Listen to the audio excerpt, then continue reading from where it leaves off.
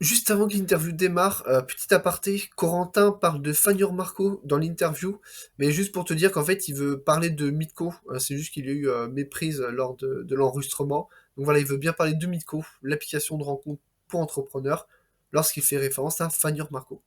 Voilà, bon visionnage. Salut à toi et bienvenue dans cette nouvelle vidéo sur la chaîne de Mitko. Donc aujourd'hui, une nouvelle interview et je suis en compagnie de Corentin. Donc Corentin, est-ce que tu peux te présenter s'il te plaît? Bonjour Lucas, déjà merci beaucoup pour l'invitation, je suis ravi de faire cet entretien avec toi. Écoute, pour me présenter, alors je vais faire la version ni longue ni courte, un peu moyenne, comme ça tu auras quelques éléments pour rebondir si tu veux. Moi au départ j'ai fait des études de droit pendant 5 très longues années, au terme desquelles j'ai réussi à aller. Et pendant mes études, et en fait même un peu avant, mon collège-lycée, j'avais une problématique très très forte qui ne s'entend presque plus, sauf quand je suis un peu alcoolisé ou un peu fatigué. Je te rassure, je suis sobre et j'ai bien dormi, donc ça devrait aller. C'est que je suis atteint de bégaiement. Donc j'ai des D'accord. problématiques d'élocution assez fortes, desquelles découlait forcément une timidité parce que bah, tu sais que tu vas un peu buter sur tes mots, etc. Peut-être que tu vas être jugé là-dessus. Donc difficile de prendre la parole. Et donc quand j'étais en première année de droit, j'ai pris une décision assez forte pour essayer de combattre ça. Je me suis inscrit à un concours d'éloquence. Alors les concours d'éloquence aujourd'hui c'est de plus en plus connu, ça commence à être beaucoup médiatisé, beaucoup démocratisé. Il y a de plus en plus de films, de séries là-dessus. Et le fait est que le premier concours que j'ai fait, c'est pas trop mal passé parce que j'écrivais un petit peu mieux que je parlais. Donc le fond compensait un petit peu la forme. Et donc ça s'est pas trop mal passé. Donc j'en ai fait de plus en plus. Je me suis passionné pour ça.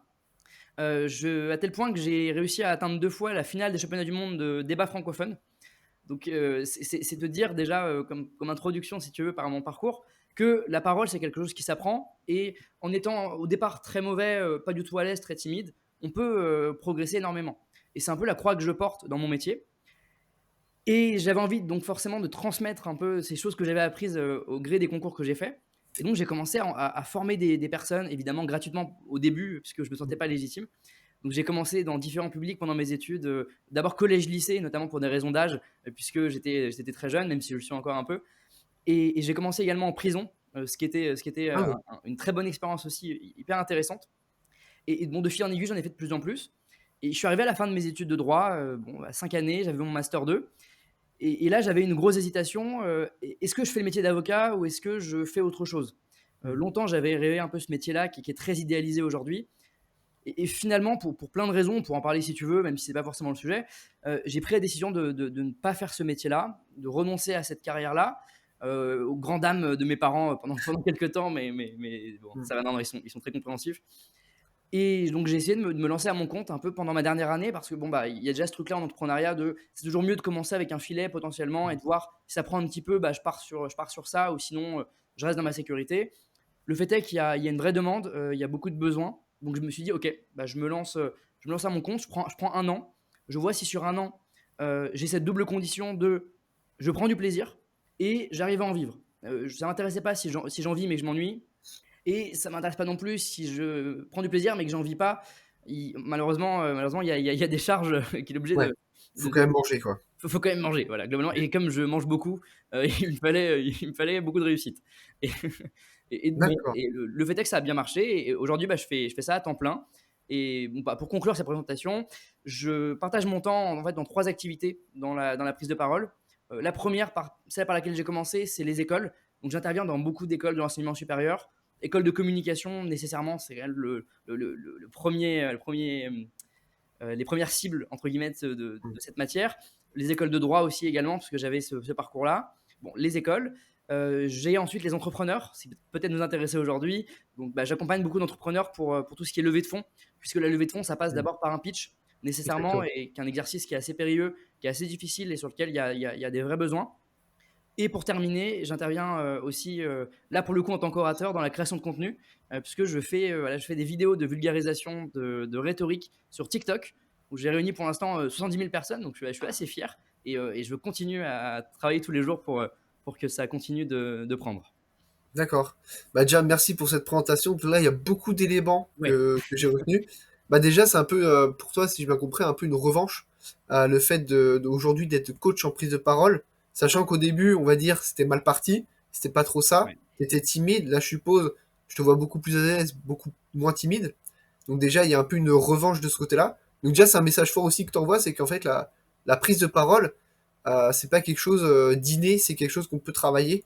Et c'est aussi pour ça que tu es là. Plus tard, tu nous donneras des tips pour Bien qu'on sûr, puisse tous s'améliorer, parce que on a tous des progrès à faire là-dessus, j'en suis ça c'est certain. clair. Moi le premier. Derrière, tu avais du coup 3 activités. Donc c'est vrai que tu nous as ciblé donc les écoles de communication. Ouais, Tu fais de la création de contenu. D'ailleurs, je mettrai tes liens en description de la vidéo et du podcast. avec Et plaisir. également, comme tu l'as dit, ce qui nous intéresse un peu plus aujourd'hui, c'est la prise de parole pour entrepreneurs.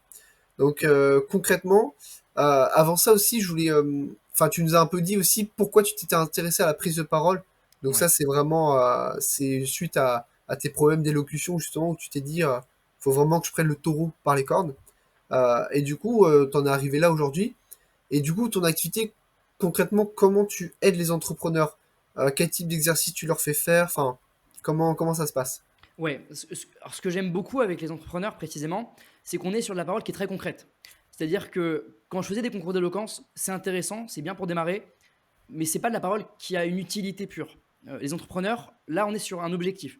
C'est-à-dire que je parle non pas pour bien parler, pour faire joli, pour plaire, même si le fait de plaire importe. Je parle pour convaincre des personnes que mon projet, il a de la valeur, il doit être suivi, il doit être soutenu. Donc moi, c'est ce qui me plaît le plus, c'est cette dimension pratique. Sur quoi je travaille? Alors, paradoxalement, je travaille pas énormément sur la partie aisance à l'oral, même si c'est important. Mais les entrepreneurs, il y en a quand même beaucoup qui sont déjà assez à l'aise, etc.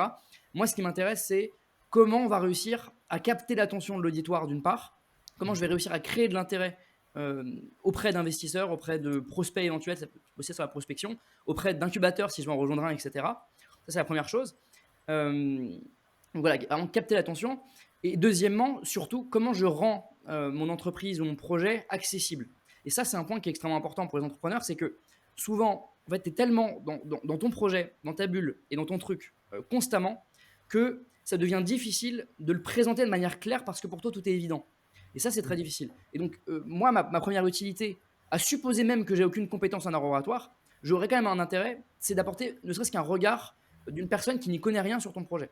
Donc, je peux déjà te dire s'il est compréhensible, ce qui est un premier intérêt. Et ensuite, je travaille beaucoup sur la question de la structuration du pitch. Comment je vais faire euh, pour qu'il soit captivant et pour qu'il me permette de me démarquer par rapport aux autres entrepreneurs, par une forme d'originalité, par une forme de créativité, par le fait d'insérer des outils oratoires plutôt que juste faire une présentation un peu terne type PowerPoint 2010. Moi, c'est mon enjeu principal. Donc, généralement, je vais avoir plusieurs types d'entrepreneurs. Je vais avoir ceux qui viennent avec juste l'idée, qui n'ont pas du tout bossé sur leur pitch. Donc là, on part de zéro. Et donc là, on va essayer de construire un pitch ensemble en se disant, OK, qui est la cible, quel est le projet, quelles sont les valeurs qu'on veut transmettre, etc. Et ensuite, il y a aussi les entrepreneurs qui ont déjà un pitch, qui ont déjà quelque chose, qui ont déjà travaillé, qui ont déjà testé sur un public. Et mon enjeu, ça va être de le perfectionner, parfois voilà, de le rendre plus éloquent, si c'est le terme qu'on emploie beaucoup. Mais globalement, c'est quand même très concret. Moi, je fais très peu d'exercices, euh, si tu veux, qui seraient généralistes. Je vais venir, je vais parler avec l'entrepreneur, je vais poser beaucoup de questions, je vais comprendre qui il est, qui il vise, ce qu'il veut transmettre. Et à partir de là, je dis, bah, ok, fais-moi un pitch. Et à partir de ce pitch-là, on va travailler et on va essayer de construire quelque chose qui fonctionne. Ok, très très très clair. Du coup, si je comprends bien, il y a pas de, tu leur fais pas tous les mêmes exercices pour Ouais. mieux parler, etc. C'est surtout au niveau de la structuration du pitch. Ouais, en fait, c'est très sur mesure. Alors, en fait, il y a globalement deux étapes, hein. Il y a la partie travail du fond, avoir un pitch qui est bon dans le fond, et ensuite, comment est-ce que je le transmets oralement. Et donc là, on passera à la partie plutôt regard, gestuel, aisance, ton, Ouais. rythme, etc. Donc c'est souvent en deux temps que ça se fait. Mais dans tous les cas, ça reste toujours très concret. Donc d'abord, on structure le pitch à partir des éléments, et ensuite, une fois qu'on a le pitch, l'oral, ça va consister uniquement en répétant le pitch et en trouvant la meilleure façon de le dire, quitte à changer parfois des éléments, plutôt que de voilà, de te faire un exercice d'articulation où tu parles avec un stylo dans la bouche, etc. Ça, c'est plus pour des profils qui cherchent à travailler l'aisance de manière plus Général. générale, juste pour eux personnellement, pour la vie de tous les jours, etc. D'accord, ouais, donc c'est vraiment un accompagnement qui est personnalisé justement, Ouais. ou ok, c'est très très clair. Ouais, parce Et que si tu veux, je pars du principe que certes, il y a des fondamentaux en prise de parole qui sont essentiels à connaître.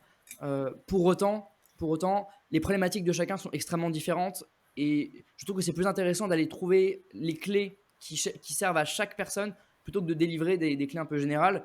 Et donc, mon travail, c'est beaucoup d'analyse de qu'est-ce qui fait que ça marche pas, et ensuite de résolution de ce problème que j'aurais détecté à l'oral. OK. Ouais, donc c'est très, oui, parce que tu pourrais te contenter, comme tu l'as dit, de leur faire des exercices avec le stylo dans la bouche, Ouais, à travailler la gestuelle, parce qu'on sait que la gestuelle, c'est très important quand tu t'adresses à quelqu'un. Notamment, bah, là, on parle de prise de parole, enfin, en pitch, mais ouais, ça peut être également, je sais pas si tu le fais, bah, d'ailleurs, je vais te poser la question. ouais. Est-ce que c'est arrivé que des entrepreneurs viennent vers toi pour justement des interviews type, bah, ce qu'on fait actuellement, type podcast, type plateau télé? Parce qu'on sait que c'est très important. D'ailleurs, bah, les politiciens, de toute façon, ils ont tous des coachs en prise de parole, mais les entrepreneurs, j'ai l'impression que un peu moins.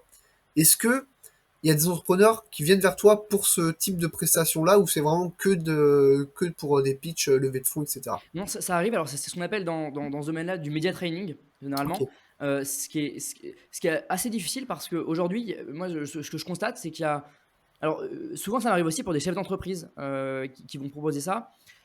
Il y a une vraie difficulté que je ressens aujourd'hui, c'est qu'il y a une crainte très forte des entrepreneurs et des chefs d'entreprise de l'erreur qui va ensuite être un désastre médiatique. Mhm. Aujourd'hui, il y a vraiment une parole qui est bridée sur la télévision, les interviews, etc. Parce qu'on a l'impression que la moindre erreur qu'on va faire, ça va causer derrière un raz-de-marée sur Twitter, etc. Et qu'on va se faire reprendre. Et donc, c'est très, très dur. Et donc, ouais, il y a clairement aussi un gros besoin sur ce point de vue-là. Et il y a aussi la partie, évidemment, création de contenu qui est aujourd'hui essentielle pour beaucoup d'entrepreneurs. Et donc, voilà, toutes ces questions de comment je parle devant une caméra, comment je capte l'attention aussi devant une caméra. Donc là, ça implique aussi la question du fond, hein, comment je réussis à convaincre sur parfois 1 minute, 2 minutes sur un TikTok, même parfois moins que ça. Donc, ça arrive aussi, ouais. D'accord, ok, donc ouais, c'est vraiment... et du coup, comment tu vas les aider, par exemple, si moi je te dis qu'en fait, à face caméra, j'ai aucun problème, mais que Ouais. justement, c'est en fait, j'arrive pas à... Enfin, j'arrive pas vraiment à retranscrire ce que je veux dire. Par exemple, j'ai un pitch, je veux pitcher ma boîte, mais à chaque fois que je pitch, bah, soit les prospects ne comprennent rien, ou les investisseurs ne comprennent rien. Comment tu vas prendre, enfin, qu'est-ce que tu vas me dire en premier, là, par exemple, si on était en entretien, par exemple? Ouais, alors moi, les erreurs majoritaires que je ressens par rapport à ça, la première, c'est qu'il y a une vraie erreur souvent qui est faite d'oralisation du discours. Qu'est-ce que j'entends par là? J'entends que on est extrêmement formaté dans le système scolaire et même parfois universitaire à l'écrit. On est très habitué à faire des dissertations, à rendre des devoirs écrits, etc. Sauf que écrire un pitch, c'est écrire pour de l'oral. Et ça, c'est assez particulier et c'est pas du tout naturel. Et donc, ça implique un certain nombre de choses. Alors, ça va être très pratique. Par exemple, d'essayer d'avoir un langage qui correspond réellement à ce que tu es et ce que tu dis tous les jours. Moi, je vois beaucoup d'entrepreneurs qui prennent un rôle quand ils parlent à l'oral, qui vont prendre une posture, qui vont utiliser des termes qu'ils n'utilisent jamais. Tu vois, typiquement, il y a un truc que souvent j'entends, c'est l'usage à l'oral beaucoup du en effet. J'entends Mm. beaucoup, ouais. Je fais en effet, hein, et souvent la question que je pose à la personne, c'est combien de fois dans ta journée tu dis en effet aux gens que tu rencontres. Il y en a Ouais. qui vont répondre souvent, et auquel cas c'est ok, et donc ça correspond à ton discours. Mais c'est très rare qu'on dise hier, je suis allé à la piscine, en effet nous avons nagé avec nos amis. Tu vois, c'est Non. très rare, tu vois, c'est très Ouais, rare. c'est vrai. Donc voilà, pareil, l'usage du nous est très rare à l'oral, hein. Tu vas souvent dire on. Tu vois, voilà, hier on a fait une interview avec Lucas. Non, tu vois, on dit souvent ça plutôt que nous avons fait une interview. Et donc, voilà, c'est pas mal de choses, plein de petits détails comme ça qui déjà vont me permettre d'être beaucoup plus à l'aise parce que c'est ton langage naturel. Donc ça c'est important. Pareil, voilà, tout ce qui est phrase longue, bah, souvent dans un pitch, voilà, quand je vois 3 lignes, on va mettre un point au milieu, on va couper en deux et on va enlever la deuxième partie, on va faire une deuxième phrase. Plein de trucs comme ça. Donc là, voilà, la première chose que je dirais, c'est l'oralisation. Ok. La deuxième chose, c'est la vulgarisation. Donc là, tu parlais d'accessibilité, de rendre compréhensible ton projet. Mm. Ça passe par, tu vois, c'est souvent on dit, voilà, pose-toi la question de est-ce que je serais compréhensible par un enfant dans mon discours. Alors, c'est un peu excessif parce qu'on n'est pas face à des enfants, mais c'est l'idée qui compte. Derrière, c'est de se dire est-ce que c'est vraiment accessible. Donc, c'est voilà, tout ce qui est termes techniques, acronymes, etc. Il faut faire l'effort constant d'expliquer. Donc, il faut se poser la question pour chacun des mots qu'on utilise est-ce que le public qui est devant moi et que je souhaite atteindre comprend ces termes-là. Parfois oui, parfois non. Si c'est le cas, bah, ça fait perdre du temps, donc on les garde. Si c'est pas le cas, il faut faire cet effort-là et ne pas partir du principe que tout le monde a le même degré de connaissance que nous sur le sujet. C'est hyper important aussi, je trouve. Ça va passer aussi, tu vois, typiquement, un truc que je trouve hyper efficace, c'est les analogies. Ça va être d'expliquer ce que tu fais par un moyen très concret. Tu vois, tu me parlais c'est ce que tu fais quand tu me parles de Fan Dur Marco. Tu me dis, c'est un peu le Tinder. Bon, bah, ça, c'est une analogie. C'est pour que je Mmh. puisse me référer à quelque chose que je connais pour comprendre ton projet. Ça, c'est hyper important aussi. C'est très efficace. Ou ça, c'est la deuxième chose. Et la dernière chose là qui me vient à l'esprit, pour essayer voilà, de faire une structure en 3 points, c'est efficace, ça sur TikTok, ça marche bien, tu fais 3 points. Ouais, La troisième chose, c'est de se faire plaisir.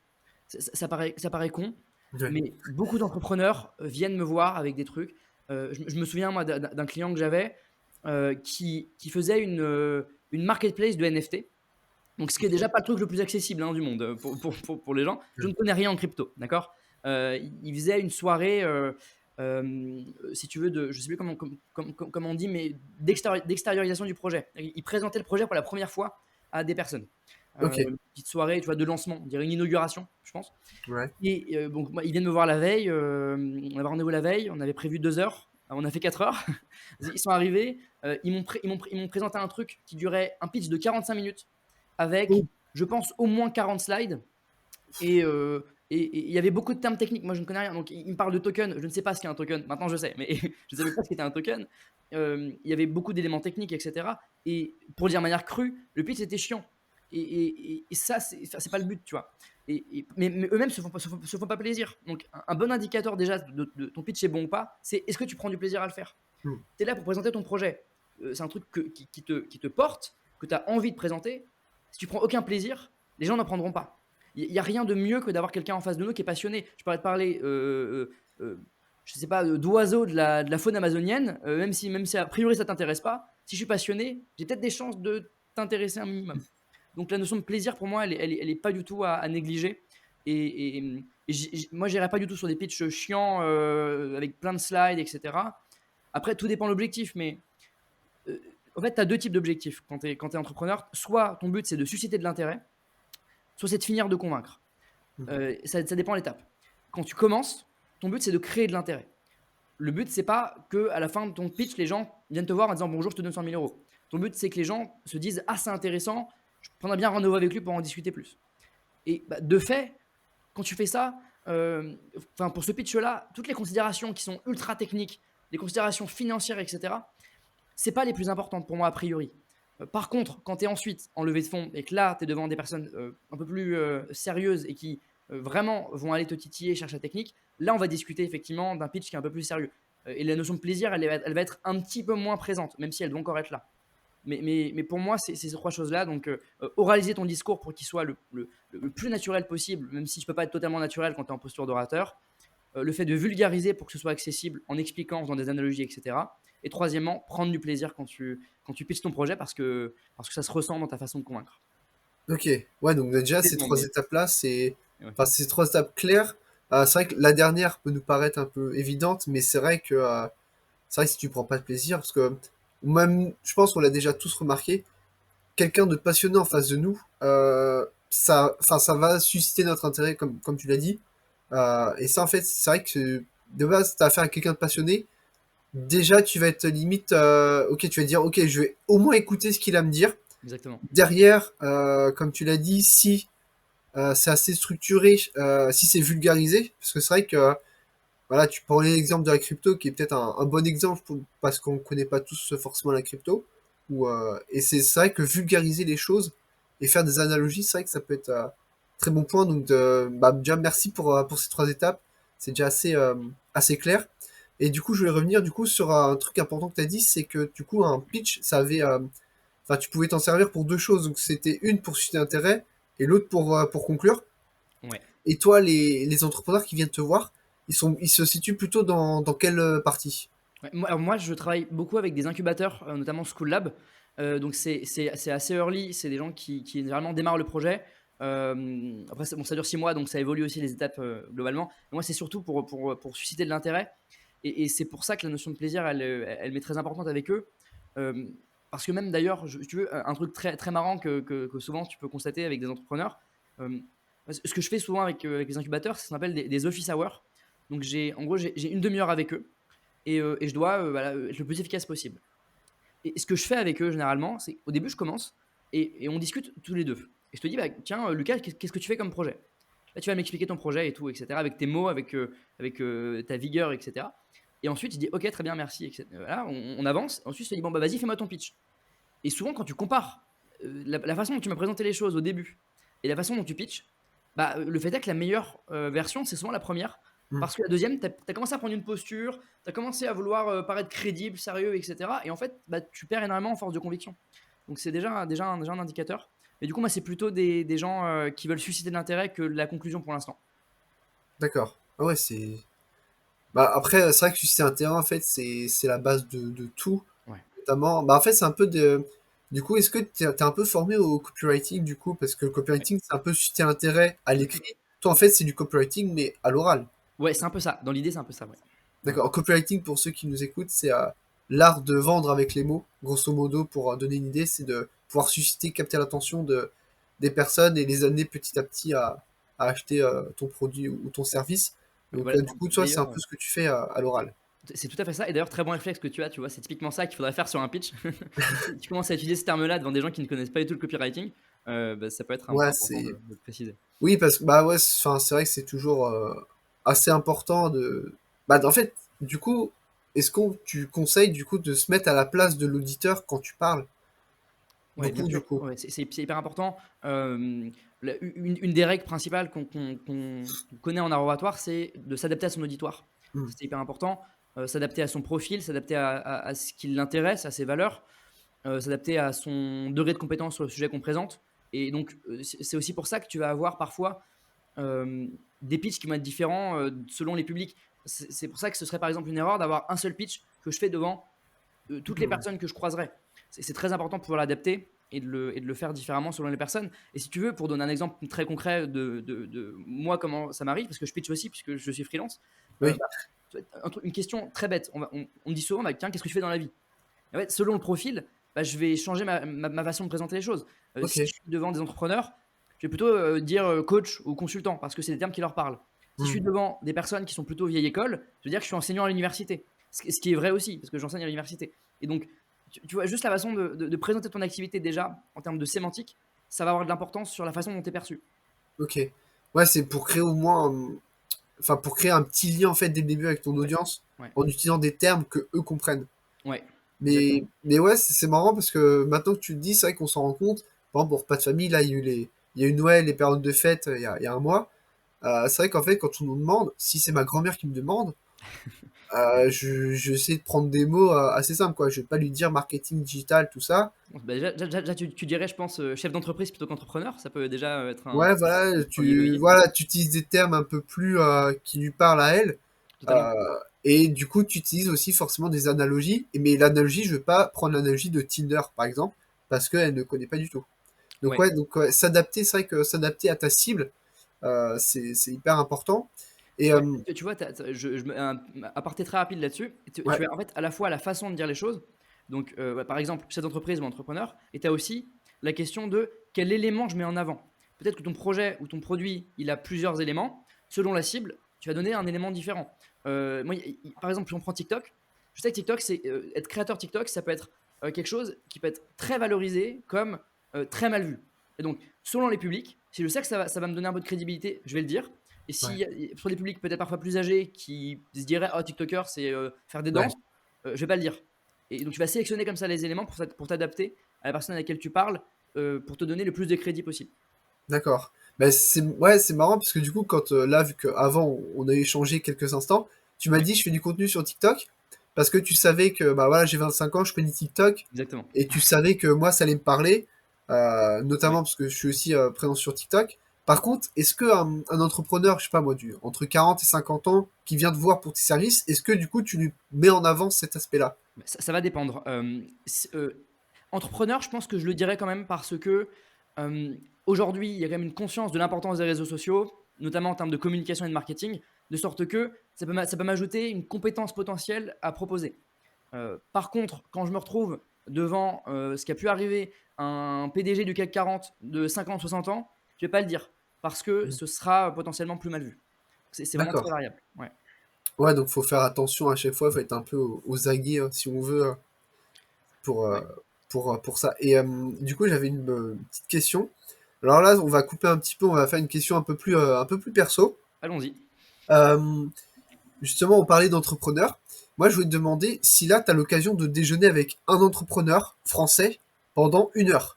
Tu peux lui poser n'importe quelle question. Le resto est à tes frais, évidemment. Euh, Quel entrepreneur tu choisis et pourquoi cet entrepreneur? Ouais, c'est une bonne question. Je ne sais pas si on peut mettre dans la case entrepreneur, mais partons du principe que oui, par rapport à ce qu'il fait, je dirais oui. Ce serait Clément Viktorovitch. Forcément, c'est dans mon domaine. Je ne sais pas si tu as déjà entendu parler de cette Jamais. personne. Et je pense que nos auditeurs non plus, enfin pour la plupart. Ouais, bah, il est quand même assez connu maintenant. Il est devenu grand public. C'est un, alors c'est un chroniqueur au départ, chroniqueur radio notamment et télévision dans la rhétorique précisément, Ok. qui fait un gros travail de vulgarisation, qui a notamment sorti un livre qui s'appelle Le pouvoir rhétorique, qui a été top 1 sur Audible pendant plusieurs mois. Ça me dit quelque chose, Euh, ça, ouais. il passait chez Click notamment avec Mouloud Achour. Il faisait des analyses rhétoriques. Et Hmm. oui, il fait aussi de la création sur Twitch, il fait des émissions, enfin, il fait plein de choses comme ça. Donc, bon, en soi, je pense que de fait, il doit avoir une partie de son activité qui est du freelance, puisqu'il y a de la création de contenu. Et pourquoi j'aimerais déjeuner avec lui? Parce que moi, ce qui m'intéresse, c'est d'apprendre le plus possible à jongler entre plusieurs projets et entre plusieurs fronts. Je ne conçois pas mon métier comme étant, comme étant fait de niche. Il y en a qui le font, hein. Je pourrais ne coacher que les commerciaux dans la tech. Je pourrais ne Ouais. faire que ça, et ça m'ennuierait profondément. Et j'ai un besoin de faire beaucoup de projets comme ça. Et donc, je suis assez intéressé de savoir la manière dont il arrive à gérer un peu tout ça, et la manière dont il réussit à créer de l'intérêt sur un sujet qui est parfois un peu rude, auprès d'un public qui est énorme. Il a fait un travail de démocratisation sur mon sujet qui est énorme et qui fait un bien fou à mon métier parce que bah, ça intéresse maintenant des centaines de milliers de personnes grâce à lui. Donc je serais hyper intéressé de parler avec lui. Ok, bah c'est très très. Bah écoute, Victor, si jamais tu tombes sur cet épisode, n'hésite pas à prendre contact avec Corentin. Mais, Il non, sera mais, ravi de t'inviter. le plus drôle, c'est que je lui ai proposé un podcast, parce que je suis en train de créer un podcast à côté, et je lui ai proposé une interview pour un podcast, et il m'a répondu que il avait déjà trop de projets et qu'il préférait refuser pour ça, et j'admire déjà ça parce que j'ai du mal à le faire. Donc donc Ouais. c'est déjà une question que j'aimerais lui poser. Heureusement que tu as du mal à le faire, sinon peut-être que tu serais pas là, donc moi ça m'arrange. C'est pas faux. Ok, non mais ah d'accord, bah écoute, on mettra aussi le lien de ton podcast Et dans la description. il n'est pas encore sorti, mais si tu veux, on pourra actualiser quand il sera en ligne. Ouais, j'actualiserai, tu Ouais, ok, m'enverras un petit message et on actualisera. avec plaisir. Ok, mais c'est très clair pour ça, mais au moins c'est un entrepreneur qui est pas souvent cité, parce que j'avais déjà posé la question sur Twitter, et Ouais. enfin voilà, on me donnait des Anthony Bourbon, on me Ouais. donnait enfin des Elon Musk, enfin voilà, des entrepreneurs un peu plus mainstream, on va dire. Donc, Ouais. mais toi, du coup, Ouais, c'est vraiment propre à ton sujet, donc oui, c'est c'est ça, c'est-à-dire que moi je suis moins dans la logique de création d'entreprise type startup, donc forcément j'aurais moins à ouais, apprendre, même si j'aurais beaucoup à apprendre quand même, hein, mais en tout cas j'aurais un intérêt qui est moins pragmatique, je ouais. pense. Là, Et, c'est un intérêt plus métier. tout à fait, ouais, tout à fait. Ok. Non, mais très très bien. Bon, du coup, là, tu nous as déjà expliqué un peu ce que tu faisais. Et je voulais voir, du coup, par exemple, là, des exercices un peu plus généralistes. Euh, Parce que là, tu disais que tes clients, tu leur faisais des exos personnalisés. Ouais. Mais là, par exemple, si, je sais pas, moi, il y a quelqu'un qui te voit dans la rue, te reconnaît via tes TikTok, et te dit, écoute, je sais pas, moi, demain, je dois parler devant, je sais pas, moi, j'ai un mariage, je suis témoin de mariage, je dois parler, sauf que je suis pas très à l'aise. Quel conseil, du coup, tu donnerais un peu plus généralistes, pour justement qu'ils soient un peu plus à l'aise et qu'ils puissent s'exprimer mieux, sans pour autant que tu aies vu son discours, mais Ouais, au moins deux trois tips histoire de l'aider. ouais. C'est pas facile comme question parce que, comme tu disais, c'est compliqué. Alors, bon, la première chose que je te dirais, c'est que, de fait, s'il y avait une formule magique ou des secrets, ils seraient déjà connus de tous. D'accord. Et je vois pas de choses applicables à tous, par tous, etc., précises. Je vais quand même essayer de donner des pistes, hein, évidemment. Je ne contourne pas la question. Mais la première chose que je répondrais, c'est que le plus important pour progresser en prise de parole, quelle que soit la prise de parole, c'est la pratique. Il n'y a pas d'autre chose à faire. C'est d'ailleurs la raison pour laquelle, quand je suis en école, je ne vais jamais faire un cours magistral de 4 heures sur comment parler par Corentin. Ça n'a aucun intérêt, puisqu'au bout des 4 heures, tu ne saurais pas parler. a priori. Tu as peut-être des pistes sur lesquelles travailler, mais bon. Donc ça, c'est la première chose, c'est la pratique. Pour moi, c'est une affaire de travail quotidien. Quand j'accompagne des gens, ça n'a aucun intérêt si tu fais une séance avec moi une fois par semaine pendant 2 heures et que le reste du temps, tu ne fais rien. C'est Ok. comme si, pour faire analogie, tu vois, type analogie, c'est comme si on faisait un coaching sportif ensemble, tu me dis je veux devenir musclé, et qu'une fois dans la semaine, on fait une séance de sport, et le reste de la semaine, tu manges McDo tous les jours. Ouais. Ça ne sert à rien, tu vois. Ok. Ça ne va pas avoir d'intérêt. Moi, mon enjeu, c'est de détecter les problématiques, te donner des pistes sur lesquelles tu vas travailler quotidiennement et t'engager à le faire quotidiennement. Sinon, il n'y a pas de progression. Et sinon, je ne sers à rien. Donc, je suis très clair avec ça, avec les personnes que j'accompagne dès le départ. C'est que c'est un engagement. Si la personne n'est pas prête à le faire, bah, on travaillera plus tard quand elle aura du temps et il n'y a aucun souci. Mais donc, la pratique, elle est hyper importante. Si tu as un discours demain, bah, je te dirais de le faire 30 fois devant tes proches ce soir. Tu vois. Ok. Pour vraiment être très rodé, pour avoir vraiment une idée claire et pour avoir des retours surtout. Pour avoir des retours des personnes en face de toi. Ça, c'est la première chose. La deuxième chose, c'est que ce qui est très dur en prise de parole, c'est que c'est compliqué d'avoir une auto-analyse qui est pertinente. Parce que déjà, la première chose, c'est que tu ne t'entends pas parler. Tu entends une voix qui n'est pas celle que les autres entendent. Tu as tes perceptions qui ne sont pas celles des autres. Et donc, c'est très compliqué de le faire. C'est d'ailleurs pour ça que souvent, on va me dire est-ce que tu penses que tu es meilleur que les personnes que tu coaches, etc. On va me dire voilà, tu es jeune, comment tu peux accompagner des gens qui sont plus vieux, etc. En réalité, à supposer même que je ne serve à rien en termes de compétences, le simple fait d'avoir un avis extérieur est hyper utile en prise de parole. Parce que tu n'as pas de conscience de ce que tu fais. Donc, bon, le fait est que si ton mariage c'est demain, tu n'as pas le temps de faire un coaching avec moi, ce que tu peux faire très, très simplement, c'est de parler en t'enregistrant. Hmm. Tu vas écouter l'enregistrement et tu vas avoir déjà conscience de comment tu t'exprimes. Tu vas dire ah ouais, c'est marrant, je pensais pas que je parlais aussi vite. Ah, c'est marrant, je pensais que je mettais plus de ton. Et très souvent, les gens se réfrènent en termes d'engagement, de ton, etc. Parce que tu as l'impression d'en faire trop souvent, tu as l'impression d'être ridicule, d'être trop théâtral. Spoiler, ça n'arrive jamais. C'est très rare d'en faire trop. Si tu Hmm. veux, Fabrice Lucchini est considéré comme un bon orateur. Fabrice Lucchini en fait des caisses. De là à que toi, tu arrives à faire autant que Fabrice Lucchini, tu as de la marge. Et donc, souvent, ça va être ce truc-là de je m'enregistre. Vas-y, j'essaye d'en faire un peu trop. Je vois ce que ça donne quand je m'écoute. Et 90% du temps, quand tu as l'impression d'en faire trop, t'en fais juste assez. Et c'est que en t'écoutant ou en ayant des retours des autres que tu vas t'en rendre compte. Donc s'enregistrer, ça me paraît extrêmement efficace comme façon de s'entraîner. Ça permet aussi de s'habituer à sa voix et de commencer à l'apprécier. Parce que souvent, tu n'aimes pas ta voix et tout le monde n'aime pas sa voix, pas parce qu'elle n'est pas bien, parce qu'elle est différente de celle que toi, tu as l'impression d'avoir et que tu entends. C'est uniquement une question d'habitude. C'est pour ça qu'il y a des applications, enfin les applications de selfie type Snapchat au départ. Qu'est-ce qu'ils ont fait pour que les gens aiment bien leurs photos? Ils ont inversé la caméra pour que tu aies la même image que celle du miroir à laquelle tu es habitué. Parce Hmm. que t'aimes pas ta tête quand elle est inversée, et qui est celle que voient les gens, parce que c'est pas celle à laquelle tu es habitué. Elle est pas moins bien, hein, juste t'es pas habitué. Et donc c'est pareil pour la voix. Donc c'est aussi un moyen de prendre confiance, que de commencer à apprécier, s'écouter. Et ça arrive. Et tu vois, créer du contenu, c'est bien pour ça, parce que toi, quand tu fais le montage de ton podcast, tu t'entends parler tout le temps. Et donc Ah tu oui. peux un petit peu plus. Donc c'est cool. Donc je dirais, ouais, s'entraîner un maximum. S'enregistrer, je pense que c'est hyper efficace. Parler devant des gens, évidemment. Ça, c'est les premières choses. Et à partir de là, tu pourras déjà détecter des premières problématiques que tu pourras résoudre assez facilement, potentiellement. Là, c'est les choses qui me viennent en tête. Est-ce que je sais pas si si as des questions précises sur des sujets précis, mais Non, là, bah, je peut-être, enfin, ça me fait penser parce que du coup, moi aussi, je fais des vidéos et du coup, ça me parle énormément parce que au début, je pensais que j'étais à l'aise et tout face cam, enfin, je suis pas quelqu'un de timide et tout. Le fait est que mes premières vidéos, on aurait dit un robot. Enfin, vraiment, déjà, en fait, j'étais fixé, j'étais droit, je parlais en mode très robotique, c'était très scripté vu que j'avais écrit la vidéo. ouais. Sauf qu'en fait, il y avait aucune émotion, il y avait rien. Et du coup, le fait est de bah, en fait, je le faisais quasiment quotidiennement vu que je sors des vidéos régulièrement. Du coup, en fait, je m'entraînais assez souvent et du coup, ça reflète bien ce que tu as dit. En fait, il y a pas de recette miracle. Donc, désolé pour ceux qui attendaient 3 tips magiques. Malheureusement, il n'y en aura pas ici. Mais en fait, c'est comme tout. C'est en forgeant qu'on devient forgeron. Les sportifs, ils sont pas arrivés à leur niveau en faisant un entraînement par semaine. Ils ont répété, répété. Et en fait, c'est exactement pareil. Et en fait, ouais, c'est comme tout, c'est très. Enfin, tu bosses, tu t'analyses, tu t'enregistres. Donc, quand tu fais des vidéos, bah, tu peux voir. Et du coup, moi, je peux un peu, entre guillemets, témoigner. c'est qu'en fait, à force de le faire, je deviens de plus en plus à l'aise.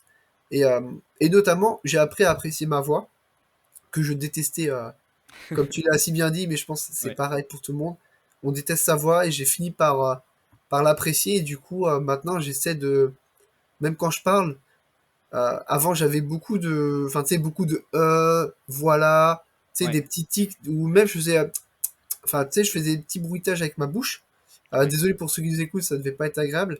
Mais, euh, mais du coup, en fait, c'est là où, en fait, on se dit, ah ouais, en fait, je sais pas, enfin, c'est pas que je sais pas parler, c'est que tu te dis, ok, en fait, je pensais être là, et au final, je suis là. Et, euh, et c'est très bien de nous le rappeler, que finalement, il n'y a pas de recette miracle. Mais, Donc, mais ce qui est positif, c'est que même si tu es là, tu peux arriver là. Ça, c'est cool. oui, Et ça, voilà, mais ouais, en travaillant, en fait, ouais. quotidiennement, après, ça peut être 10-15 minutes, mais c'est pas. Ouais, Enfin, c'est voilà. vraiment une affaire d'habitude, hein. Et après, si tu veux, il y a quand même des fondamentaux, hein, évidemment. Il y a quand même des choses qui s'appliquent à tous. C'est toutes les choses qui sont extrêmement naturelles. Enfin, on peut que dire oui. Maintenant, la question, c'est de les appliquer. Ça va être évidemment la posture. C'est à la fois une question d'image, tu vois, de se tenir droit, d'avoir les pieds bien ancrés dans le sol, Mm. etc. C'est une question d'image, certes, mais c'est aussi beaucoup une question d'ancrage. Si tu veux, le fait de commencer à bouger tes pieds, etc., c'est souvent le début comment dire, enfin, tu vas avoir beaucoup plus de mal à être vraiment posé dans ta voix, etc., si déjà tu n'es pas ancré corporellement. Et donc, tu vois, même là, sur une interview comme ça, bah, ou même tu vois, si tu fais un entretien, etc., il y a un réflexe qu'on peut avoir, c'est de se mettre, tu sais, en posture où tu croises les pieds, tu mets un peu sur la pointe des pieds et tu te mets les bras croisés en avant, comme ça. Ça, c'est désastreux parce que tu n'es pas Mm. du tout ancré. Et en plus, en termes de respiration, tu te contractes et donc, tu n'as même plus d'espace pour que tes poumons puissent se déployer. Donc c'est extrêmement inefficace. Donc, tu peux commencer par la posture. Déjà, c'est important. Et la deuxième chose qui est vraiment, vraiment, pour le coup, un consensus, qui est un des rares consensus dans la matière, c'est tout ce qui est gestion de la respiration. C'est extrêmement important, la respiration. C'est l'outil principal quand on prend la parole. Puisque le fait de parler, c'est d'expirer de l'air à travers la corde vocale. Donc, par essence, mieux tu gères ton air, mieux tu parles. Et il y a une technique qu'on utilise en prise de parole qui est la même qu'utilisent tous les comédiens, sans exception, à haut niveau, a priori, mais même enfin, c'est la première chose que tu vois en cours de théâtre, qu'utilisent tous les chanteurs d'opéra, c'est la respiration ventrale. La respiration ventrale, c'est le fait, quand tu inspires, de gonfler le ventre plutôt que de gonfler le thorax. Donc, quand j'inspire, je gonfle mon ventre, ensuite j'expire en parlant. Et donc Ok. ça, c'est essentiel parce que, premièrement, tu as beaucoup plus d'air, et c'est pour ça que ton ventre gonfle, hein, c'est pas, c'est pas, enfin, c'est un phénomène qui est logique. Et la deuxième chose, c'est que c'est un élément qui est essentiel en termes de gestion du stress. Il faut savoir que tu as, donc le fait, je suis pas un spécialiste d'anatomie, hein, mais je sais au moins ça, c'est que tu as plusieurs systèmes nerveux et tu as notamment un système, tu as notamment moi deux qui m'intéressent, le système nerveux sympathique et parasympathique. Le système nerveux sympathique, son nom est très mal choisi puisque c'est celui qui va être sollicité quand tu stresses, quand tu commences voilà, à être vraiment en pression. Et tu as le système nerveux parasympathique, qui est celui, au contraire, responsable de la relaxation, de la détente, tout va bien, etc. Et le fait est que quand tu inspires en gonflant le ventre, tu sollicites le système nerveux parasympathique, et donc automatiquement, ça te crée une forme de relaxation, et donc tu vas être beaucoup, beaucoup plus à l'aise et beaucoup moins stressé que le thoracique. Le thoracique, au contraire, tu as le système nerveux sympathique, qui n'est pas du tout privilégié pour être à l'aise. Et, après, je m'arrêterai sur cette partie théorique, mais un des très bons révélateurs de ça, c'est que ta respiration ventrale, en fait, naturellement, tu ne la fais pas quand tu parles. Par contre, tu la fais entre 5 et 8 heures par jour selon les personnes, 2 heures par jour pour les entrepreneurs. C'est quand tu dors.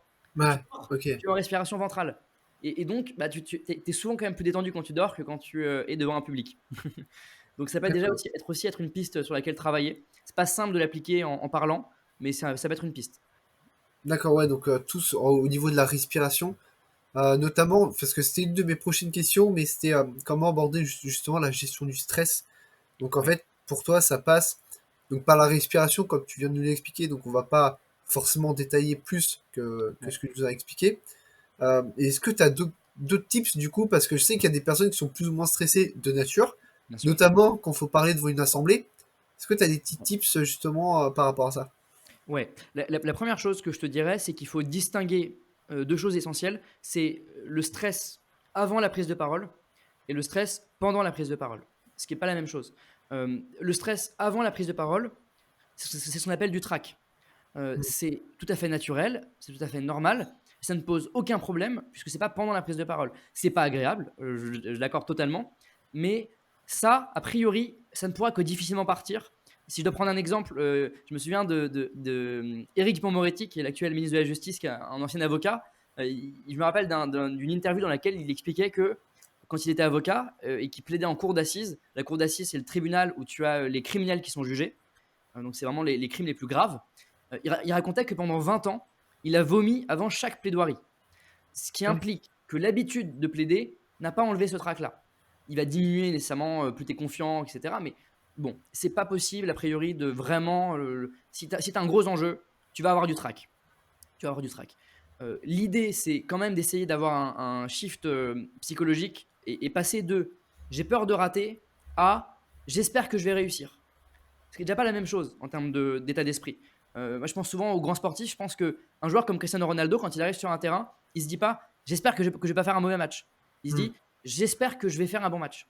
Ce qui est la même chose en termes de peur, mais en termes de comment j'aborde la peur, c'est pas la même chose. Donc bon, il y a ce track-là, et ce track-là, il est quand même assez positif et il est quand même assez rassurant.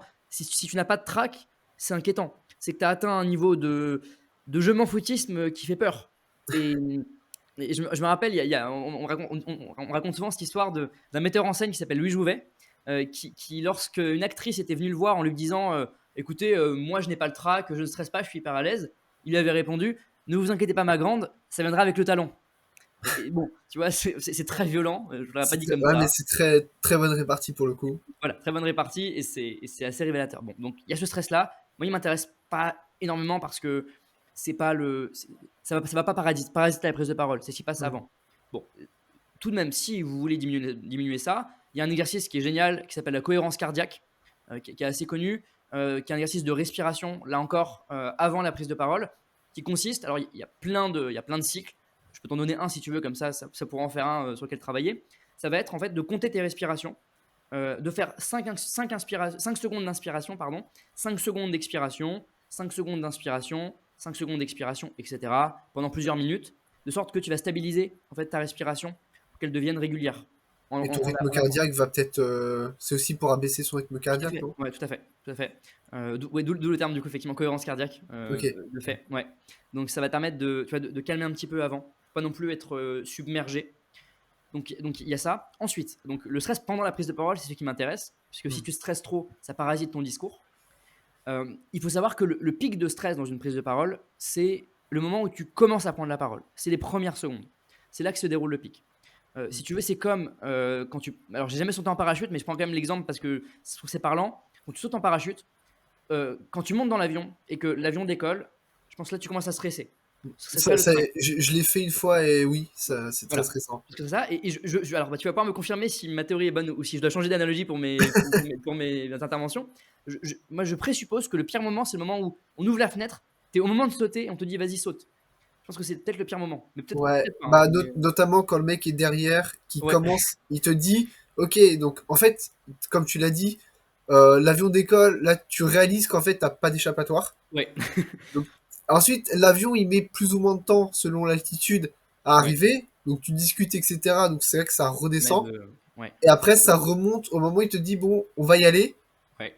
Et là tu dis ok et il commence à se mettre, bah ici il se met derrière toi, il commence à dire bah alors je t'explique, on va s'approcher, tu vas mettre tes jambes comme ci, comme ça, machin, tout ça.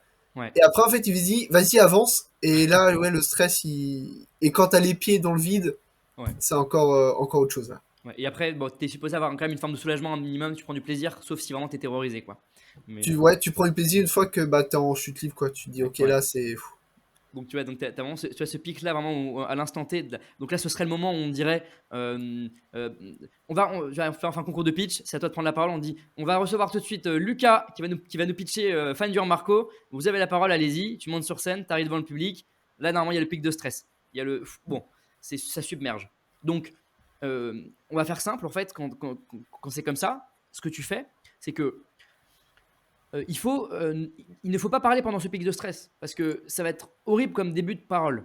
C'est pour ça que moi, ce que je conseille, c'est de toujours commencer. Ça peut paraître paradoxal. Souvent, on me dit, Corentin, comment je commence mon discours? C'est très simple. Pour moi, un discours, il commence toujours par un silence. Tu vas faire un silence. Tu vas prendre quelques secondes pour respirer. Tu vois, tu prends le temps de regarder un peu les gens. Tu crées une attente, un effet dramatique. Alors, pas pendant 30 secondes, hein, parce que sinon, voilà, ça devient gênant pour tout le monde. Mais voilà, quelques secondes. Tu vois, t'es pas obligé tout de suite. On dit, prends la parole. Alors, bonjour à tous, j'ai pitché. Tu vois, tu prends le temps. Ce qui, toi, te permet de. Tu vois, ok, tout va bien. Je respire. Potentiellement, tu peux faire quelques respirations en cohérence cardiaque si tu veux. Voilà, tu prends le temps. Et en plus de ça, c'est double bénéfice parce que toi, tu te calmes et en plus, ça te permet de créer de l'attention, enfin de l'attention, pas de l'attention, Ouais. de l'attention du public, puisque tu crées un paradoxe entre, en fait, t'es l'orateur, donc t'es censé parler, mais tu parles pas. Donc c'est bizarre. Donc on se dit, attends, qu'est-ce qui se passe? J'écoute. C'est comme le prof, tu sais, la classe est en bordel, il est censé faire cours, il s'arrête de parler, regarde tout le monde. Bah, que font les élèves? Listez. Souvent, ils se taisent et ils écoutent. Ils disent, attends, qu'est-ce qui se passe? Pourquoi ils parlent plus? Il est censé parler. Bon, il y a ça. Ça laisse aussi le temps aux gens de rentrer dans la salle. Si tu as un jury sur un concours de pitch, bah souvent ils sont en train de prendre des notes sur le mec d'avant. Donc tu attends qu'il soit à l'écoute. Tu crées du regard. Bon, bref, après, c'est pas tellement le sujet du stress, mais bon, ça permet d'en parler aussi. Mm. Donc il y a ça. Et ensuite, alors pendant la prise de parole, là, donc une fois que tu as passé déjà ce pic-là, premièrement, la posture va être importante de fait, puisqu'on parlait de respiration. Plus tu vas permettre à ton corps de bien respirer, donc en étant bien droit, les épaules relâchées, les pieds à largeur d'épaule, etc., tu vas forcément avoir une meilleure gestion de ton stress. Et ensuite, on y revient, mais c'est une question d'habitude, d'aisance. Donc, forcément, à force d'avoir pris la parole, tu vas être de plus en plus à l'aise, parce que de plus en plus confiant, parce que tu auras l'impression que tu as moins de risques, puisque tu as déjà pris l'habitude de parler. Tu sais que tu vas réussir à retomber sur tes pattes. Et alors je sais, c'est un peu fouillis parce que j'essaye de mettre un peu en place Non, toutes non, ces mais idées, t'inquiète. mais la dernière chose que je te dirais pour conclure sur ce point là, c'est que le nerf de la guerre en termes de gestion du stress, c'est la préparation de ton discours. Moi, souvent, il y a un truc qui me fait rire, c'est on me dit, souvent, quand je démarre une formation ou même un cours en école, je dis souvent, voilà, qu'est-ce qui te stresse, etc. Quand est-ce que tu es à l'aise quand est-ce que tu à l'aise à l'oral et tout. Et souvent, on me dit ce truc-là, on me dit, bah moi, je suis à l'aise, sauf quand c'est sur un sujet que je connais pas trop. Ce à quoi je réponds, mais si c'est un sujet que tu connais pas trop, tu n'es pas censé parler. Tu prends la parole quand tu connais ton sujet, tu vois. Et bon, aujourd'hui, on est dans une société où on prend un peu plus la parole parfois, même si Ouais. enfin, voilà, on est pseudo-expert sur des sujets, on prend la parole. Bon, c'est pas tellement le sujet, mais le fait est que tu es censé parler sur un sujet que tu maîtrises un minimum. Et donc, il faut préparer sa prise de parole, il faut que ton pitch, s'il est après par cœur, tu connais sur le bout des doigts. Si c'est juste des bullet points, que la structure elle soit hyper claire pour toi, que tu l'aies fait plusieurs fois devant des gens. Et plus tu l'auras fait, plus tu vas être à l'aise sur ta fluidité tu vas être plus libéré parce que tu n'es pas en stress en te disant oh, qu'est-ce que je dis après, qu'est-ce que je dis après, qu'est-ce que je dis après. Tu es plus libre. Tu sais comment ça coule. Et la dernière chose sur ce bénéfice-là, c'est que bah, tu auras déjà expérimenté des publics. Donc, tu auras déjà vécu l'expérience du public pour ce discours-là. Et donc, pour ton cerveau, c'est déjà beaucoup plus simple de le refaire que de le faire en one-shot première fois sur un discours que tu connais à moitié. Là, malheureusement, je peux rien faire si tu n'as pas bossé en amont. Il faut Mm. absolument bosser en amont le Ouais. plus possible. On revient toujours à l'histoire de bosser, de s'entraîner avant, parce que du coup, Ouais, plus tu fais un discours, plus le moment venu, en fait, c'est comme si tu entraînais ton cerveau bien sûr. Bien sûr. à. Enfin, en fait, c'est comme si tu visualisais aussi la scène et comment Totalement. t'allais faire. Et je voulais revenir sur un point, c'est au niveau de la structure du pitch, on n'en a pas parlé. Est-ce Ouais. que tu conseilles de scripter entièrement ou faire sous forme de bullet point, comme tu disais? Ouais, ça, pour moi, j'ai pas de réponse générale là-dessus. Je te dirais que tu fais ce qui est le mieux pour toi en termes d'aisance à l'oral. Je sais qu'il y a des gens que ça stresse d'avoir un truc écrit totalement par cœur Mm. parce que si tu oublies une phrase pendant ton pitch, tu commences à stresser, tu sais plus où t'en es, etc.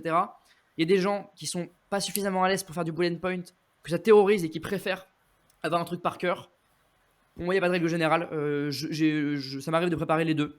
Ok. Je trouve quand même que la partie bullet point est souvent plus efficace parce que plus naturelle, parce que moins robotique, etc. Mais ça demande quand même une forme d'aisance à l'oral qui est pas toujours accessible. Moi, quand j'ai commencé les concours d'éloquence à l'époque, j'écrivais tout par cœur. Après, j'avais mon texte et je faisais un peu de la déclamation. Et puis, plus j'ai fait de concours et de discours, plus je passais à de moins en moins d'écrits. Aujourd'hui, je fais que du bullet point si j'ai des discours à faire ou des pitchs ou quoi que ce soit, même pour moi. aussi parce que ça me permet d'avoir la latitude de l'adapter aux réactions des personnes en face. Si je sens Mmh. qu'on discute et qu'il y a un point d'intérêt dans ton regard, dans ton visage, dans ta gestuelle, je sais, ah ok, il faut que je creuse là-dessus. Si je sens que je te fais chier, ok, bah, je passe à autre chose et je traite un autre sujet.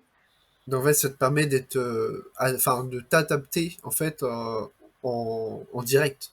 Tout à fait, ouais. Ce qui demande aussi une aisance parce qu'il faut accepter d'être flexible. Donc voilà, pour moi, c'est vraiment selon les personnes et selon le public, selon les situations. Ouais, tu vois, et c'est deux types. Bah, c'est comme en cours en fait, quand il fallait passer devant au tableau, Tout à fait. t'en avais qui apprenaient tout par cœur et d'autres qui étaient là un peu en mode, voilà, j'ai préparé, mais t'inquiète, je gère.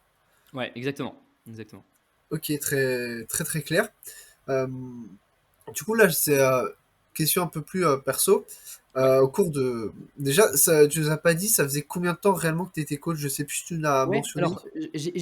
alors j'ai fait mes premières formations il y a euh, 4 ans, je pense, à peu près. Il y a 4 ans, qui étaient des formations non rémunérées, donc, quand je commençais. Et je suis à mon compte depuis 1 an et demi, 2 ans. D'accord. Mais pour le Donc coup, là, du en tant coup, que coach rémunéré et payé. ouais, en tant Ouais, qu'activité de freelance. ouais. Et, durant ces 1 an et demi, 2 ans, est-ce que déjà, je suppose que tu as eu des échecs, parce qu'on en a tous. Est-ce que tu as un souvenir d'un échec? Et surtout, ce qui est le plus intéressant, c'est quelle leçon tu en as tiré de cet échec-là? Qu'est-ce que ça t'a fait apprendre? Ouais. Hem, Forcément, on a toujours des échecs. Alors, j'en ai 2 en tête, mais sur des sujets très différents. Est-ce que tu veux alors j'ai un échec en tant qu'entrepreneur, freelance et un échec en tant que coach par rapport à un client. Je sais pas si, tu as une préférence? Les deux sont bien. Les 2. OK. Ouais. Bon, bah, alors, l'échec en tant qu'entrepreneur, alors on peut y aller, d'abord. C'est quand je débutais à l'époque, ce que j'ai fait pour commencer, bon, je commençais déjà par, voir un peu avec mon réseau si je peux trouver des clients et cetera, et j'ai fait comme tout bon freelance qui se respecte, je me suis inscrit sur Malte. Bon, j'ai fait une annonce et cetera, et j'ai reçu un jour une demande, un appel d'offres pour une, très grosse entreprise du CAC 40, qui cherchait un coach en prise de parole pour faire pitcher ses salariés dans un concours de pitch, pour un appel à projet en interne. Ok. Et donc il y avait un appel d'offres, on était beaucoup de coachs, sollicités pour une seule place. Et à l'époque, je débutais, je faisais l'erreur, tu vois, de ne pas faire ce que je viens de te dire là, c'est-à-dire de ne pas assez préparer mes pitchs. Peut-être par orgueil, je présume, par confiance. C'est ce truc-là aussi ça s'appelle, tu sais, je sais pas si tu connais l'effet Dunning-Kruger. Oui. Et voilà, bon, bah, c'est un peu ça. Bah, tu peux peut-être l'expliquer Ouais, justement à ceux pour qui vulgariser connaissent très pas. simplement, quand tu démarres sur un sujet ou dans un métier, tu as l'impression de tout connaître et d'être très bon. Et puis, plus tu creuses, plus tu te rends compte à quel point le sujet est vaste. Et donc, plus tu te rends compte de ton incompétence. Hmm. Globalement, en tout cas, de ton incompétence relative, de tout ce que tu as à apprendre. Finalement, le temps et l'expérience t'apprennent l'humilité. Et donc, je commençais à peine, en tant que coach, en freelance, et je fais cet appel d'offres là. J'ai un rendez-vous, en visio avec 5 ou 6 personnes. Je fais ma prise de parole et je fais un certain nombre d'erreurs. Mon pitch n'était pas bon, j'étais pas très à l'aise, parce que c'est paradoxal pour mon métier. Mais ce à quoi je te répondrais que être coach n'implique pas forcément d'être bon à l'oral, hein. Si tu prends le coach de Nadal, il est moins bon que Nadal au tennis, donc tu peux coacher des gens meilleurs que Ouais. toi. Mais Oui. bon, si tu veux, c'est comme tu peux avoir un coach sportif qui est pas musclé, même s'il a des connaissances sur le sujet. Bon, bref, je vais arrêter les analogies. Et notamment, je faisais une erreur, c'est que je prenais pas assez en compte la qualité de mes concurrents. La qualité, j'entends pas la qualité au sens, leurs compétences, mais au sens, qu'est-ce qui les distingue et quelles sont, leurs particularités. Et donc de ce fait-là, je prenais pas non plus en compte qu'est-ce qui me distinguait des autres entrepreneurs et des autres coachs. Et donc au final, je n'ai pas été pris parce que bah, ouais, j'ai fait un pitch un peu général, qui me démarquait pas spécialement, qui prenait pas en compte mes concurrents, et j'ai pas été pris. Et le plus paradoxal, c'est que j'ai pas été pris. Enfin, moi l'échec que j'ai vécu, c'est qu'on m'a dit pourquoi j'ai pas été pris. La personne a quand même fait l'effort de me le dire. Et la personne m'a dit on cherche quelqu'un qui est plus spécialisé sur la partie préparation du discours et structure du discours. Donc on a pris un professeur de théâtre plutôt que toi. Et alors que moi, ma spécialité, c'est justement la structure de discours. Mais je l'ai pas assez vendu, je l'ai pas assez précisé. Et donc, j'ai appris de ça. Et maintenant, mes appels d'offres, je bosse une journée entière sur mon pitch. Je prépare un truc hyper carré et ça va mieux. Donc, ça Ok. m'a appris à préparer beaucoup, beaucoup, beaucoup plus mes pitchs. Ok. Et du coup, ton erreur en tant que avec un client. Ouais. Alors, c'est très compliqué parce que, enfin, c'est très compliqué de savoir quand tu as fait une erreur dans mon métier parce que les gens ne te disent pas les choses. Les Ouais. gens, quand quelqu'un, quand ça se passe pas bien, les gens mettent fin à la collaboration sans rien te dire. Limite, ça m'arrive de me faire ghoster hein, au Ok. milieu d'un coaching. Enfin, maintenant, plus maintenant, mais quand je commençais, voilà, au milieu d'un coup, tu n'as plus de nouvelles de la personne, elle te contacte plus. Et donc, tu te dis, bon, bah, ça veut dire qu'il y a quelque chose qui n'a pas été. Et qu'est-ce que c'est Et moi, il y a un truc que j'ai appris de ça qui fait que maintenant, j'ai changé ma façon de travailler. Et tu verras notamment, c'est pour ça que maintenant, je travaille de manière beaucoup plus sur mesure. J'ai fait une erreur qui était que quand tu es à l'école ou à l'université, ce qu'on te demande, c'est pas de faire la chose la plus efficace possible ou la chose la plus pertinente possible. Ce qu'on te demande, c'est de remplir des cases, d'avoir plus de la moyenne ou d'avoir des bonnes notes. De sorte que, bah, moi, si tu me disais, voilà, donne un cours de 2 heures, la question que je me posais dans ma tête, c'était comment par quel exercice je peux combler ces 2 heures-là. Ce qui est une erreur. Parce que moi, ce que je cherche, c'est pas à tenir 2 heures. Ce que je dois chercher, c'est à faire en sorte que ces 2 heures-là, elles soient la plus efficaces possible pour mes clients. Et donc maintenant, je réfléchis comme ça. Je me dis, OK, quel est mon client? Quel est son besoin? Qu'est-ce qu'il pourrait faire qu'en 2 heures, il serait le plus efficace? Enfin, il progresserait le plus possible. Et maintenant, je ne réfléchis plus du tout en termes de remplir les cases. Je réfléchis en termes de performance ou d'efficacité pour les personnes que j'accompagne. Et je pense que c'est l'erreur que je faisais quand je démarrais et que je fais beaucoup moins aujourd'hui. Ok. Mais c'est bien parce que comme tu disais, des clients ont stoppé la collaboration en plein milieu. Et du coup, en fait, t'avais pas de feedback. Aucun. Ouais. Donc en fait, c'était dur. Enfin, je suppose en tout cas que c'était dur pour toi de s'auto-analyser et de voir où est-ce que ça allait pas, sachant que t'avais aucun retour. Ouais, Donc, ça arrivait, ça a dû arriver, ouais, ça arrivait une ou deux fois, je pense. Enfin, ouais, je vois deux personnes, mais c'est vrai que c'est pas. Après, tu sais, ça se trouve, je monte la tête et la personne avait juste plus le temps, plus les moyens, enfin, que sais-je, hein, mais tu sais jamais. ouais. Mais bon, je pense pas parce que ça tu le dis. Donc, enfin, pour moi, c'était ça le problème. Peut-être que je me trompe, mais bon, même si c'est pas ça, je pense que c'était quand même un problème, donc c'est déjà Ok. ça. Bon, au moins, si t'en as pu tirer des leçons, parce que je pense que c'est aussi ça le message aussi en tant qu'entrepreneur qu'on peut faire passer, c'est que malgré les échecs, il y a toujours un truc à en tirer, une leçon à en tirer. Enfin, on ne cesse de s'améliorer avec le temps. C'est Donc, clair. si tu as pu en tirer des leçons, et c'est tout à fait à ton honneur. Mais, et du coup, je voulais petite dernière question, c'est du coup, est-ce que tu as des projets pour 2023? Enfin, qu'est-ce qu'on peut te souhaiter pour cette année 2023 sur tes projets moyens, long terme? Ouais.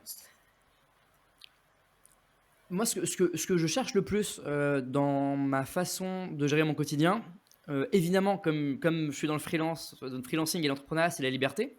Mais la liberté, elle peut être entendue de plein de façons possibles. Tu peux avoir la liberté financière.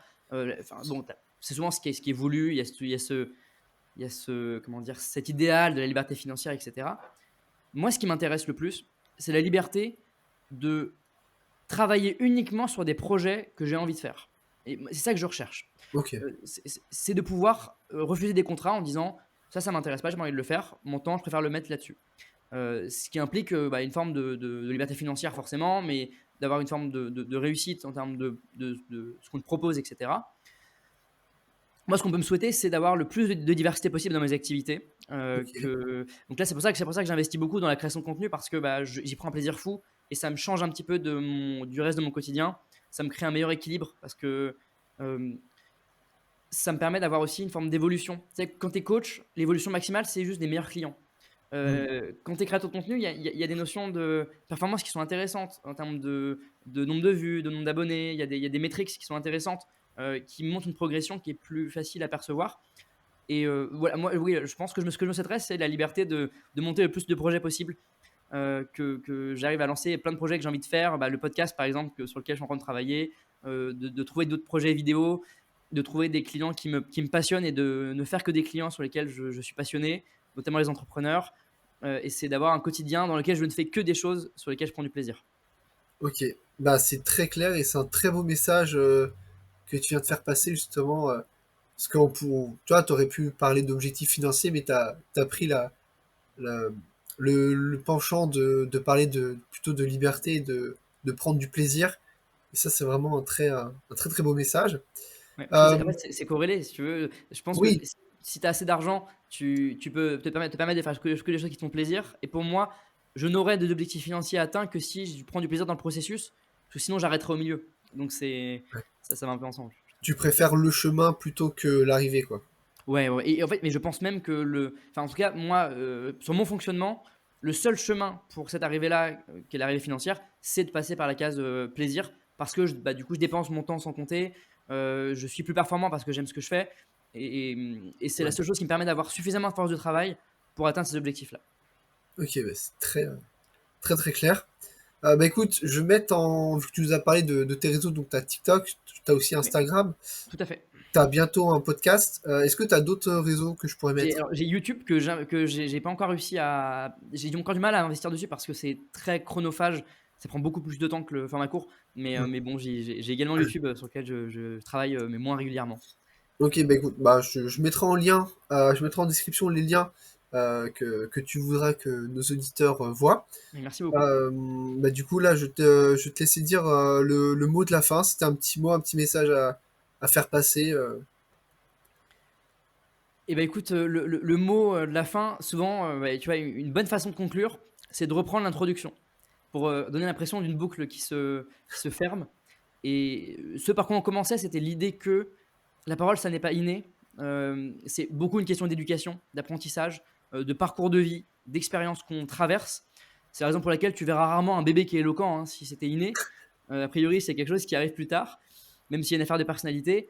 Moi, ce que je voudrais apporter le plus, c'est un message d'espoir et de non-fatalité par rapport à la parole. Si vous avez des difficultés à prendre la parole, c'est quelque chose qui se travaille. Et je ne dis ça, je ne dis pas ça de manière euh, je dis pas ça en l'air, je le dis par mon expérience personnelle en tant qu'orateur, de cette progression que j'ai vécue, et aussi par la progression que j'ai constatée sur des centaines de personnes, que je dis sans exagération. S'il y a une chose dans la vie dont je suis sûr, c'est que c'est possible de devenir un bon orateur. C'est la seule chose dont je suis sûr dans la vie. Le reste, je ne sais pas, mais ça, j'en suis sûr. Ok, bah écoute, c'est très très clair. Bah écoute, si cette vidéo t'a plu, n'hésite pas à commenter, à liker, à partager. Encore une fois en description, les liens de Corentin, également le lien pour télécharger l'application. On se retrouve prochainement dans une autre vidéo. À bientôt!